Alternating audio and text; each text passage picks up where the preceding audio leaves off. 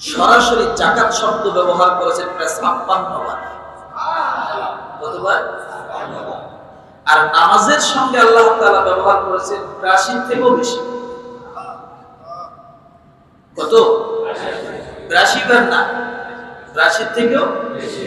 এখন বলবেন হুজুর তাহলে নামাজের কথা যদি ৮২ বার থাকে আর তার সাথে যদি জাকাতের কথাও থাকে তাহলে ৫৬ বার হলো কেন?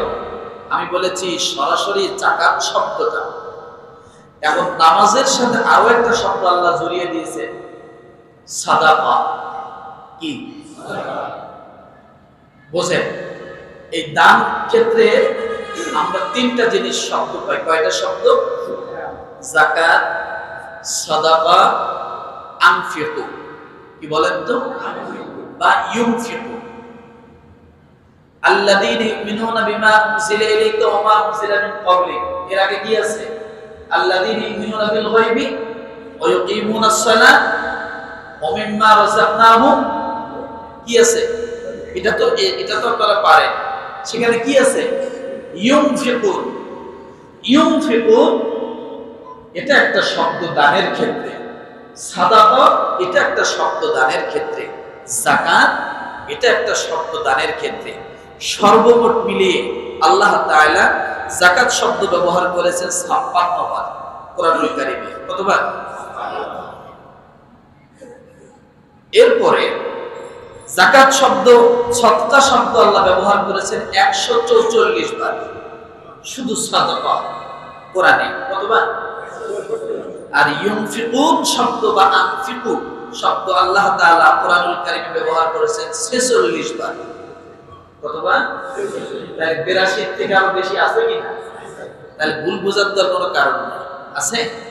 আসুন, আল্লাহ সুবহানাহু ওয়া তাআলা সালাতের কথা যত জায়গায় বলেছেন, যাকাতের কথা তত জায়গায় বলেছেন এবং এর বাহিরেও বলেছেন। বুঝতে হবে। আবার আরেকটা জিনিস, এক যাকাত শব্দের অর্থ সম্পদকে পবিত্র করো, বোঝেন। আর এক যাকাত শব্দের অর্থ নিজের জীবনকে পবিত্র করে। যাকাতের অর্থ কয়টা পেলাম? এক যাকাত মানে দুনিয়ার সম্পদগুলোকে কি করো? পবিত্র করো। আর এক যাকাত শব্দের অর্থ কি? নিজের জীবনটাকে, নিজের চরিত্রকে, নিজের কলবটাকে, নিজেকে পরিশুদ্ধ করো। তাহলে যাকাতেরও দুইটা অর্থ এখানে, একটা দুনিয়াবী সম্পদ পবিত্র করা, আরেকটা কি? নিজেকে পবিত্র করা, স্বচ্ছ করা, শুদ্ধ করা, বিশুদ্ধ করা। তাহলে এর উপরে আলোচনা করলে কি আর বুঝতে কষ্ট হবে? আল্লাহ পাক রব্বুল আলামিন বলেন সূরাতুল বাকারা আয়াত নাম্বার 43, রব্বুল আলামিন ডাক দিয়ে বলেন ওয়াকিমুস সালাতা ওয়া আতুস যাকাতা ওয়ারকাউ মা'a রাকিঈন।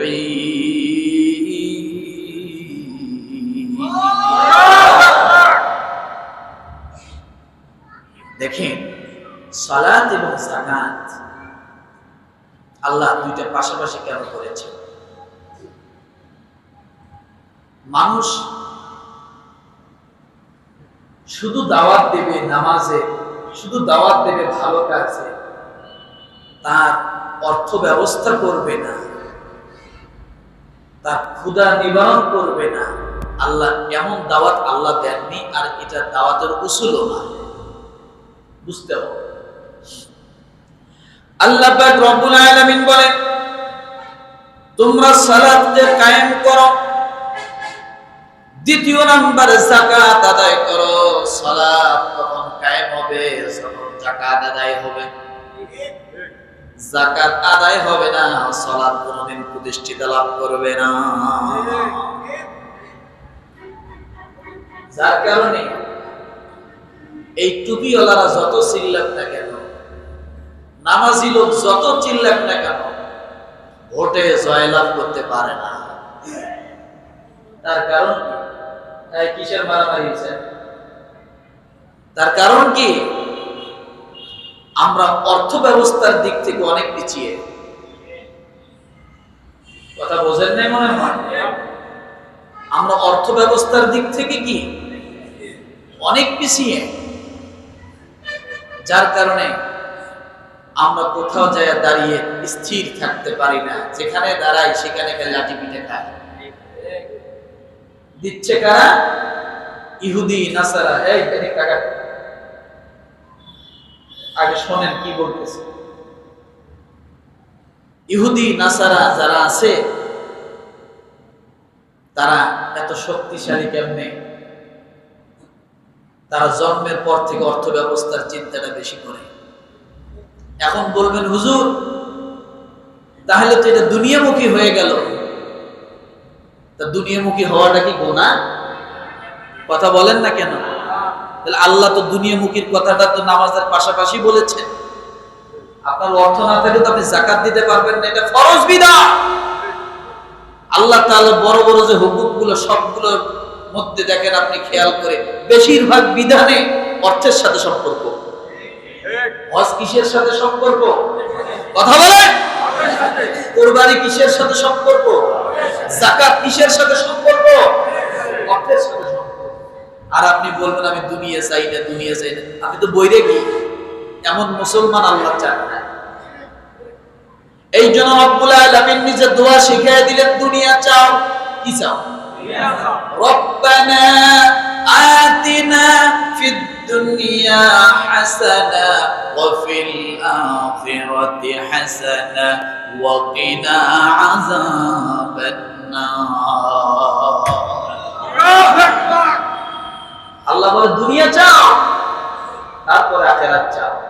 দুনিয়া যখন তোমার হবে মসজিদে তাসবিহ টিপে শান্তি পাবা, দুনিয়া যখন হবে কাবা ঘর যেতে পারবা, দুনিয়া যখন তোমার হবে যাকাত দিতে পারবা, দুনিয়া যখন হবে হাত ভরে দান করতে পারবা। আর দুনিয়া যদি না থাকে খালি হাত পাতা শিখবা, দেওয়া শিখবা না। আমার কথা, এই পৃথিবীর জমিনে সারা দুনিয়ার বাদশাহী করেছেন একজন নবী। কি নাম? কথা বলে। তিনিও দুনিয়া চেয়ে নিছেন আল্লাহর কাছে। সূরা সাদ করে দেখেন, তিনিও দুনিয়া চাইছেন। আয় আল্লাহ তুমি আমাকে এমন দুনিয়া দাও যা আমার মতো, যা আমাকে যে পরিমাণ দুনিয়া দিবা এরকম দুনিয়া যেন আর কাউরে না দাও। কার কথা এটা? সুলাইমান আলাইহিস সালাম চাইছে আল্লাহর কাছে যে এমন দুনিয়া দিবা, আমাকে এই পরিমাণ দুনিয়া দিবা যে আর কাউকে যেন এমন দুনিয়া দেওয়া না হয়। সূরা সাদ করে কেন এই কথা কইলেন চিন্তা করা যায়? তাহলে দুনিয়া চাওয়াটা কি গুনাহ? দুনিয়া চাওয়াটা যদি ইবাদতের নিয়ত থাকে তাহলে অবশ্যই সেটা সওয়াব। সেটা অবশ্যই কি? সেটা অবশ্যই সওয়াব। সেটা সওয়াবের নিয়তে চাইতে হবে। কিন্তু আপনি যদি দুনিয়া পায়া আখিরাতকে ভুলে যান, এমন দুনিয়া আপনার জন্য আযাবের কারণ। এমন দুনিয়া কি? আযাবের কারণ। এই জন্য আল্লাহ তাআলা যাকাতের বিধান করলেন। কেন? যাতে গরিবরাও কি হয়? স্বাবলম্বী হয়। কিন্তু আমরা এই যাকাত একেবারে বাদ দিয়ে নামাজ আর রোজা টেনে নিয়ে আসছি। কথা ঠিক কিনা?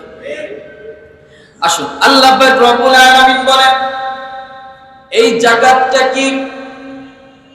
আপনি যদি প্রশ্ন করেন হুজুর যাকাত কি, আল্লাহ তাআলা সে কথা বলেছেন। যাকাত হলো কি? সূরা তাওবা 103 নম্বর আয়াত। রব্বুল আলামিন বলেন খুয মিন আমওয়ালিহিম সাদাকাতান তুতাহহিরুহুম ওয়া তুযাক্কিহিম বিহা ওয়া সাল্লি আলাইহিম ইন্না সালাতাকা সাকানুন লাহুম ওয়াল্লাহু সামিউন আলীম। রব্বুল আলামিন বলেন নবী এই যাকাতটা কি? যাকাত হলো একটা সাবানের মতো। কিসের মতো? জোরে বলেন।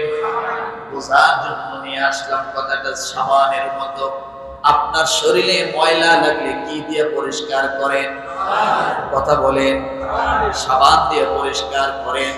আপনার জামায় যদি ময়লা লাগে কি দিয়ে পরিষ্কার করেন? সাবান দিয়ে পরিষ্কার করেন। রব্বুল আলামিন তার হাবিবকে ডাক দিয়ে বলছেন, নবী হে, তাদের সম্পদ থেকে সদকা গ্রহণ করো, যার মাধ্যমে তুমি তাদেরকে পবিত্র করবে। কি করবে? সদকা গ্রহণ করো, যার মাধ্যমে তুমি তাদেরকে পবিত্র করবে এবং বরকতপূর্ণ জন্য তাদের জন্য তুমি দোয়া করে দাও। এক, যাকাত পবিত্রকারী জিনিস। যাকাত কি জিনিস? পবিত্রকারী জিনিস। দ্বিতীয় হলো, যাকাতের পরে নবীজিকে আল্লাহ কি বললেন? দোয়া করতে বললেন, কারণ ওই দোয়া কবুল। দানের পরে দোয়া কবুল। আপনারা যে অনেক সময় আমাদের সায়েলদেরকে, গরিব অসহায়দেরকে আপনারা যে দান করেন, তারপরে যদি তারা দোয়া করে, এই দোয়াটা কি? বরকতপূর্ণ দোয়া। কিন্তু এখন যেটা নাই, আছে কম হলে সমস্যা। আর এখন বিশেষ করে ব্যবসায় পরিণত হয়েছে। কথা ঠিক না? এরপরে শোনেন যাকাত কি। এক নম্বরে শুনলাম যাকাত হলো পবিত্রকারী জিনিস, দুই নাম্বার হলো বরকতপূর্ণ জিনিস। এরপরে আসেন যাকাত অর্থ পবিত্র করা, পরিশুদ্ধ করা। দ্বিতীয় নম্বরে মানব জাতির আর্থ-সামাজিক কল্যাণের জন্য আল্লাহর দেওয়া বিধানকে আল্লাহ তাআলা যাকাত হিসেবে নাম দিয়েছেন। মানব জাতির আর্থিক কল্যাণের জন্য আল্লাহ তাআলা যে বিধান দিয়েছেন, সেই বিধানটার নাম কি? সেটাকেই বলে যাকাত। যাকাত গরিবকে স্বাবলম্বী করে, আর সুদ গরিবকে আরো গরিব বানায়। এটাই পার্থক্য। গরিবকে স্বাবলম্বী করার যে বস্তু, সেটার নাম কি? যাকাত। কথা বলে যাকাত। তৃতীয় নম্বরে যাকাত হলো একটা নৌকা বা ব্রিজের মতো। এপারে বড়লোক, এপারে সম্পদশালী, ওই পারে গরিব। এই গরিব এবং সম্পদশালীর মাঝে যে নেটওয়ার্ক চালু হবে, সেই নেটওয়ার্কটার নাম হলো যাকাত। যাকাতের মাধ্যমে সম্পর্ক তৈরি হয়, সুসম্পর্ক তৈরি হয়, একে অপরের লেনদেন তৈরি হয়, ভাতৃত্ব তৈরি হয়, ভালোবাসা তৈরি হয়। কিসের মাধ্যমে? যাকাত। যেমন ওপারে কিছু মানুষ, এপারে কিছু মানুষ, যোগাযোগ করতে গেলে, যাতায়াত করতে গেলে মাঝখানে একটা নৌকা দরকার, একটা ব্রিজ, সাঁকো দরকার। যাকাত হলো একটা ব্রিজের মতো, একটা সাঁকোর মতো, একটা নৌকার মতো, যার মাধ্যমে এক এলাকা থেকে আরেক এলাকায় কি যাওয়া যায়, ভাতৃত্ব সম্পর্ক তৈরি হয়। চতুর্থ নম্বরে গরিব মুসলমানের স্বাবলম্বী হওয়ার যে অর্থ ব্যবস্থা, এই অর্থ ব্যবস্থাটার নাম হলো যাকাত। এই জন্য আল্লাহ তাআলা যাকাতের কথা বারবার করে মানুষকে স্মরণ করে দিয়েছেন, ফরজে বানাত। এরপরে যাকাতের আরেকটা বিষয় আছে, ভালো করে বোঝেন। যাকাত কিন্তু দান না। যাকাত কি না? যাকাত কি না? দান না। আপনি যাকে যাকাত দিবেন, যে যাকাত খাওয়ার মতো উপযুক্ত, তার কাছে যিনি দিবেন তিনি ঋণী। বড়লোক সবসময় যাকাতের ক্ষেত্রে গরিবের কাছে ঋণী। এটা ঋণ, এটা দান না। দান হলো সাদাকা, দান হলো ইউনফিকুন। যে আরো দুইটা অপশন আছে, সে দুইটার কথা। কিন্তু যাকাত এটা ঋণ। যখন আপনি যাকাত দেওয়ার সামর্থ্য হবেন, আপনি ঋণ হয়ে গেলেন কার কাছে? গরিবের কাছে। এই জন্য রব্বুল আলামিন বলেন, ওয়াল্লাযীনা ফি আমওয়ালিহিম হাক্কুম মা'লুম। সূরা মাআরিজ আয়াত নম্বর 24। কত? কোন সূরা? আল্লাহ বলেন, এবং যাদের অর্থ সম্পদে নির্ধারিত হক রয়েছে। এটা হক, গরিবের হক রয়েছে বড় লোকের উপর, ধনাঢ্যের উপর, সম্পদশালীর উপর। হক কাদের হক? কোন ধরনের গরিবের হক? এবার আল্লাহ বলেন লিসাইলি ওয়াল মাহরুম, যারা যাচনা করে, যারা হাত পেতে চলে, সত্যিকারে ফাকির, সত্যিকারে মিসকিন, সত্যিকারে ঋণ, যে ঋণ আছে সে ঋণ পরিশোধ করতে পারে না, সত্যিকারে অভাবী, লজ্জাশীল অভাবী। কি অভাবী? মাথা নিচু করছেন নাকি? মাথা উঁচু করেন। লজ্জাশীল অভাবী। কিছু অভাবী আছে, অভাব না থাকলে অভাবী আছে না? আবার কিছু অভাবী আছে, অভাবী কিন্তু অভাব থাকলেও বড় লোক। তার চলায়, তার পরিপাটি, তার মাথা আশ্রানো, তার জামাটা গায়ে দেওয়া, লুঙ্গিটা কুচি দিয়ে পরা, তার ভাবসাবে সত্যিকারে মনে হয় যে সে ভালো আছে। আসলে মনের দিক থেকে, সম্পদের দিক থেকে, অর্থের দিক থেকে নিঃস্ব। এমন ব্যক্তি রুচিশীল আছে না? আল্লাহ বলেন লিসাইলি ওয়াল মাহরুম, ওই ব্যক্তিগুলোকে খোঁজো, খুঁজে খুঁজে বাইর করে ওই রকম সায়েলদেরকে তোমরা আগে যাকাত দাও। কথা বুঝেন? কিন্তু আমাদের ধারণা কি, ফকির বেটা ভিক্ষা করবে, সিরা টুপি মাথায় না দিয়ে যদি একটা চকচকা টুপি মাথায় দেয়, আমরা টুপির দিক তাকায় দান করা বাদ দেই। একটা ফকির বেটা যদি একটা পাঞ্জাবি লন্ডি করে সুন্দর করে পরে টরে একেবারে আপনার সামনে এসে বলে দেন, আপনি পা থেকে মাথা 47 বার তাকায় দেখবেন, আছে না? আমাদের ধারণা কি? আবার আরেকটা জিনিস, প্যান্ট টাই স্যুট ক্যাপ ট্যাপ মাথায় দিয়ে কালো একটা সানগ্লাস পরে আপনার সামনে যদি এসে বলে আমাকে 10টা টাকা দেন, দিবেন? কি আছে? টাই আছে, স্যুটটা আছে, বুট জুতা হাইফাই আছে, মনে করেন সবকিছু ইংটিং করে একটা চশমা চোখের টোকে দিয়ে বারান্দাওয়ালা একটা টুপি মাথায় দিয়ে এসে বলতেছে ভাই আমার 10টা টাকা দেন, 5টা টাকা দিবেন? কখন দিবেন? টুপি থাকবে কিন্তু বারান্দা থাকবে না। শার্টের পরিবর্তে পাঞ্জাবি গায়ে দিতে হবে। ভালো ব্যাগ আছে তার অনেক, তা বাদ দিয়ে ছিঁড়ে একটা ব্যাগ যদি তার কাছে থাকে, তখন যদি চায় তখন আপনি দিবেন। আপনার নজরটাও কত খারাপ হয়েছে, হুজুর ছাড়া, মানে এরকম পাঞ্জাবি টুপি পরা ছাড়া আপনিও দান করতে চান না। কথা বলো না কেন? আছে না? কেন এই নজরটা কেন? এই জন্য এরাও এখন কায়দা করে ভিক্ষা করা টুপি আলাদা বাইর করে নিছে। ভিক্ষা করা টুপি একটা, নামাজি টুপি একটা, ইফতারির সময় টুপি আর একটা মাথায় দিয়া, আজগবি টুপি আছে। রাগ হইতেছে না কোথায়? টুপির কোয়ালিটি আছে। ভিক্ষার টুপি কোনোদিন চকচকা হয় না, ওটা ছিঁড়েই থাকা লাগে। যত তালি তত কি ভিক্ষা ভালো পাওয়া যায়। কথা ঠিক না? পাঞ্জাবি যত ছিঁড়ে থাকবে, পাঞ্জাবি একটা জায়গায় ছিঁড়ছে, ওই কালারের সুতার অভাব বাজারে নাই, কিন্তু ওই কালার সুতা দিয়ে যদি সেলাই করে তাহলে তো দেখা যাবে না ছিঁড়ে। মনে করেন কালার যেটা পাঞ্জাবি, ভিন্ন একটা কালার দিয়ে হুদে সুই সুতা দিয়ে সেলাই করে নিয়েছে, মনে হয় 47 তালি দেওয়া যাবে, আছে না? যাই হোক, কথা হলো এই সমস্ত মানুষগুলো ঋণী না, তারা আপনার কাছে প্রাপ্য হকদার। এটা আমার কথা, সূরা মাআরিজ আয়াত নাম্বার 24 এবং 25। এখন বলবেন হুজুর এই যাকাতটি শুধু আমাদের উপরে চাপিয়ে দেওয়া হয়েছে? বলে না, আদম আলাইহিস সালামের আমল থেকে যাকাত ছিল, নামাজ তখনও ছিল, যাকাতও। আল্লাহ পাক রব্বুল আলামিন ইব্রাহিম আলাইহিস সালামকে যাকাতের কথা হুকুম করতেছেন। সূরা আম্বিয়া আয়াত নাম্বার 73।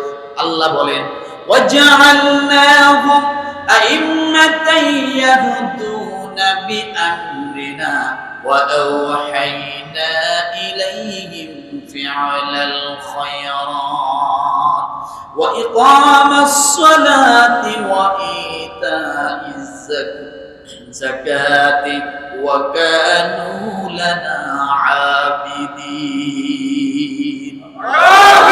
আজ থেকে 5000 বছর আগে কোরআনুল কারীমের প্রায় 3500 বছর আগে নাজিল হওয়ার আগে আল্লাহ তাআলা যাকাতের বিধান দিয়েছেন। সুবহানাল্লাহ বলেন। কোন সূরা থেকে বলছি? সূরা ভুলে গেছে, আম্বিয়া আয়াত নম্বর কত? 73। রব্বুল আলামিন ইব্রাহিম আলাইহিস সালামকে ডাক দিয়ে বলেন, যারা আমার হুকুমে মানুষকে পথ দেখাতো, আমি ওহীর মাধ্যমে তাদেরকে সৎকর্ম করতে, নামাজ কায়েম করতে, যাকাত আদায় করতে নির্দেশ দিয়েছিলাম, তারা আমার ওই ইবাদত পূজা ছিল। অর্থাৎ যারা নবী হয়ে দুনিয়াতে আসছেন, সমস্ত নবীদেরকে আল্লাহ যাকাতের বিধান দিয়েছিলেন। সমস্ত নবীদের উপর কি ছিল? পেলাম নবী, বলবেন হুজুর এটা তো নবীদের কাজ। রব্বুল আলামিন ডাক দিয়ে বলেন, ওয়া কানা ইয়া'মুরু আহলাহু বিস-সালাতি ওয়াজ-যাকাতি ওয়া কানা 'ইনদা রাব্বিহি মারদিয়া। ইসমাঈল আলাইহিস সালামকে আল্লাহ বলছেন, নিজে নামাজ পড়ো, পরিবারকে নামাজের আদেশ করো, নিজে যাকাত দাও, পরিবারের লোকদেরকেও কি করো? যাকাতের আদেশ করো। কে বলছে কথা? আল্লাহ তাআলা। ঈসা আলাইহিস সালামকে আল্লাহ যাকাতের হুকুম দিচ্ছেন, ওয়াজআলানি মুবারাকান আইনামা কুনতু ওয়া আওসানি বিস-সালাতি ওয়াজ-যাকাতি মা দুমতু হাইয়া। সূরা মারইয়াম আয়াত নম্বর 31। আল্লাহ বলেন, ঈসা আলাইহিস সালাম বলতেছেন, আমি যেখানেই থাকি না কেন আমাকে বরকতময় করেছেন আল্লাহ, এবং যতদিন জীবিত থাকি আমাকে নামাজ এবং যাকাতের হুকুম করেছেন আল্লাহ। কোন নবী পর্যন্ত পেলাম? ঈসা আলাইহিস সালাম পর্যন্ত। তাহলে এটা নবীদের বিষয় শুনলাম, আমাদের বিষয় তো। এবার আল্লাহ তাআলা একদম রাষ্ট্রপ্রধানের কথা বলছেন। সুবহানাল্লাহ বলেন। কাদের কথা বলছেন?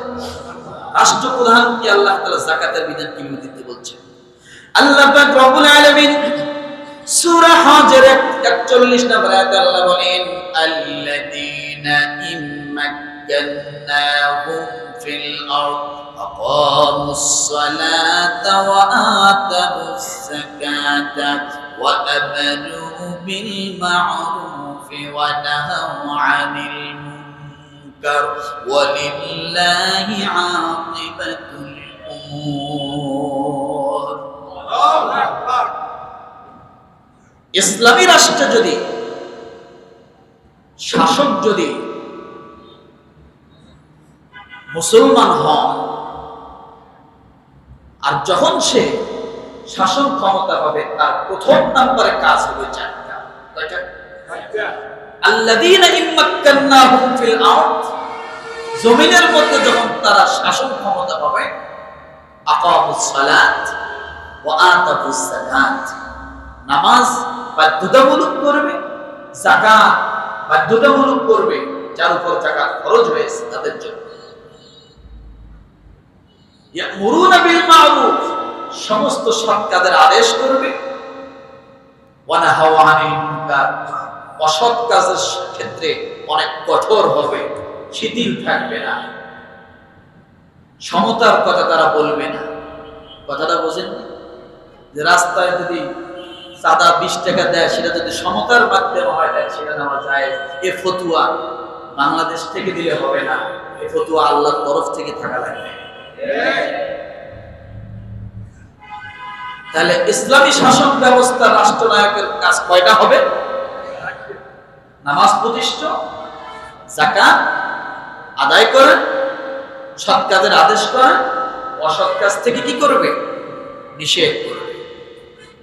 এবার রাষ্ট্রপ্রধান গেল, আমরা জনগণ যারা আমরা ভোট দিই, আমাদের কাছে আল্লাহ পাক রব্বুল আলামিন বলেন, সূরা বাকারা আয়াত নাম্বার 254, ইয়া আইয়ুহাল্লাযীনা আমানু আনফিকু মিম্মা রাযাকনাকুম মিন ক্বাবল আন ইয়াতিয়া ইয়াওমুন লা বাই'উন ফীহি ওয়ালা খুল্লাতুন ওয়ালা শাফা'a ওয়াল কাফিরুনা হুমুজ যালিমুন।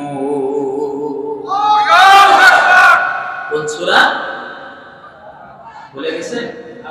জোরে বলেন কোন সূরা? আয়াত নাম্বার কত? 254। আল্লাহ বলে, হে মুমিনগণ, আমি তোমাদেরকে যে রিজিক দিয়েছি তা থেকে সেই দিন আসার আগে আল্লাহর পথে ব্যয় করো। কোন দিন আসার আগে? কোন দিন আসার আগে? আল্লাহ বলছে সেই দিন আসার আগে। কোন দিন? মরণ আসার আগে। কি আসার আগে? কথা বলেন না কেন? ঘুমায়, খালি বালিশ মাথায় দিলেই খালি বালিশের অভাব। মরণ আসার আগে আমি তোমাদেরকে যে রিজিক দিয়েছি তা থেকে কি করো? ব্যয় করো। যেদিন কোনো বেচা কেনা থাকবে না। এবার আখিরাতের কথা আল্লাহ বলছেন, কবরের কথা বলছেন, অল্প কথায় অনেকগুলো কথা। মরণ থেকে নিয়ে আখিরাত পর্যন্ত পুরোটাই একটা দিন যদি মনে করেন যে ওই দিন আসার আগে, এটাও যদি আপনি মনে করেন,